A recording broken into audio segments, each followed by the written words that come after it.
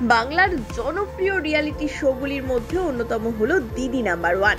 রাজ্যের বিভিন্ন প্রান্ত থেকে আসা দিদিদের লড়াইয়ের গল্প দর্শকের সামনে তুলে ধরার মাধ্যম এই শো।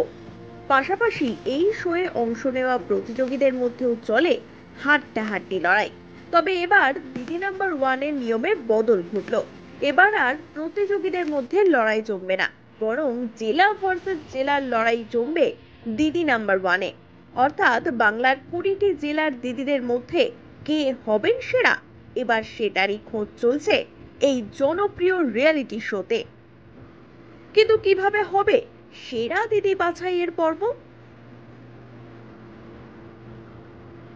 4 সপ্তাহ ধরে চলবে এই জেলা ভার্সেস জেলার লড়াই। গত 24শে জুন থেকেই শুরু হয়ে গিয়েছে এই লড়াই। প্রতি সপ্তাহে সোম থেকে শুক্র পর্যন্ত প্রতিদিন একটি করে জেলার 4জন প্রতিযোগী অংশ নেবেন এই প্রতিযোগিতায়। তাদের মধ্যে প্রতি জেলার যিনি সর্বোচ্চ স্কোর করবেন তাদের নিয়ে শনিবার করে একটি উইকলি ফিনালের আয়োজন করা হবে। 4 সপ্তাহ পর যে 4 জেলা প্রতি সপ্তাহের উইকলি ফিনালে জিতবেন তাদের 4জনকে নিয়ে সেই রবিবার গ্র্যান্ড ফিনালের আয়োজন করা হবে। সেখানে যিনি জিতবেন তিনি পাবেন বাংলার সেরা দিদি নাম্বার ওয়ানের খেতাব।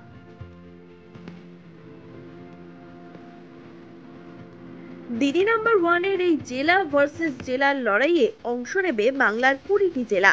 মোট 20টি লিগ এপিসোড, 4টি উইকলি ফিনালে এবং একটি গ্র্যান্ড ফিনালে অনুষ্ঠিত হবে। তবে খেলার নিয়ম বদলালেও বদল ঘটেনি সঞ্চালকের।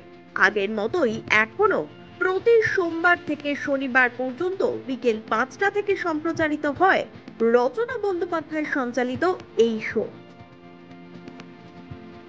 সব মিলিয়ে এখন আরো জমজমাট জনপ্রিয় বাংলা রিয়েলিটি শো দিদি নাম্বার ওয়ান। আমাদের এখন শুরু হয়ে গেছে দিদি নাম্বার ওয়ানের নতুন অধ্যায়। জেলায় জেলায় দিদি নাম্বার ওয়ান, একটা পর্ব মিস করবেন না। জেলায় জেলায় সব দিদিরা প্রতিনিধিত্ব করতে আসছেন আমাদের দিদি নাম্বার ওয়ানের মঞ্চে, তাদের জেলাকে এগিয়ে নিয়ে যাওয়ার জন্য।